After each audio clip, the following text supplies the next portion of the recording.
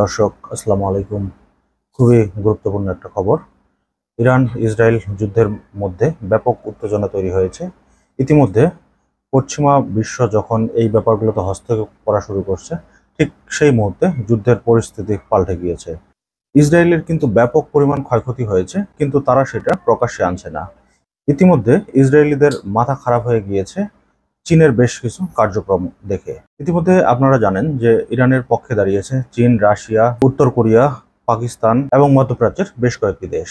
America ইসরায়েলের পক্ষে থাকলেও খোদ আমেরিকান নাগরিকরাই কিন্তু চাচ্ছে না যে ইসরায়েলের সাথে আমেরিকা সংঘাতে জড়াক। তো হঠাৎ করে চীন থেকে ব্যাপক পরিমাণে কার্গো বিমান যাচ্ছে তেহরানে। এই ঘটনাটাকে কেন্দ্র করে মূলত ইসরায়েলের মাথায় বাড়ি পড়ার সমান অবস্থান তৈরি হয়েছে। চীন থেকে ব্যাপক পরিমাণে কার্গো বিমান ইতিমধ্যে ইরানে প্রবেশ করেছে। ধারণা করা হচ্ছে যে এগুলাতে ভারী অস্ত্র সরঞ্জাম সহ চীন পাঠিয়েছে ইরানে। কালবেলার খবর, চীন থেকে একে একে রহস্য বিমান তেহরানে। বিস্তারিত যেটা বলা হয়েছে যে ইসরায়েল হামলার পর প্রতিক্রিয়া জানিয়েছে চীন। এর মধ্যে দেশটি থেকে রহস্যময় বিমান পাঠানো হয়েছে। এই বিমান থেকে শুরু হয়েছে নানা জল্পনা কল্পনা। প্রতিবেদনে বলা হয়েছে ইরান ইসরায়েল হামলার ঠিক একদিন পর চীন থেকে একটি রহস্যজনক কার্গো বিমান ইরানের দিকে রওনা হয়েছে।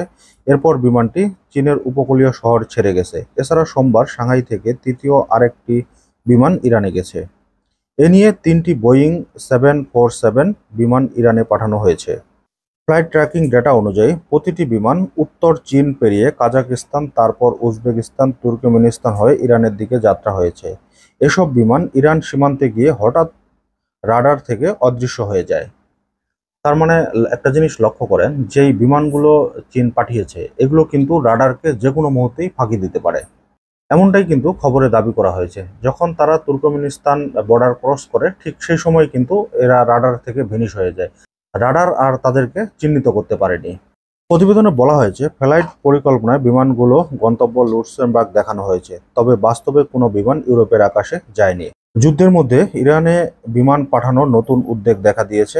এসব বিমান কি পাঠানো হয়েছে তা নিয়ে জল্পনা কল্পনা রয়েছে। বিশ্লেষকরা বলছে সামরিক সরঞ্জাম পরিবহনের জন্য ব্যবহার হয় এসব বিমান, তবে চীন সামরিক সরঞ্জামে পাঠিয়েছে বলে ধারণা করছেন বিশ্লেষকরা। চীন কিন্তু প্রথম থেকেই বলে আসছে যে তারা ইরানের পক্ষে রয়েছেন এবং ইরানের কিন্তু সব ইরানকে কিন্তু তারা সব ধরনের সহযোগিতা করবেন বলেও জানিয়েছেন এবং এটাও বলেছেন যে প্রতিদিন তারা 50টিরও বেশি মিসাইল তারা ইরানকে দিবেন। ইতিমধ্যে আমেরিকা কিন্তু পিছু হটা শুরু করেছে।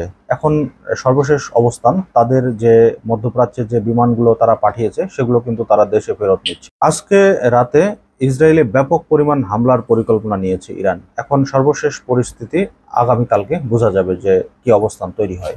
তো দর্শক, আজকের মতো এই পর্যন্তই। আল্লাহ হাফেজ।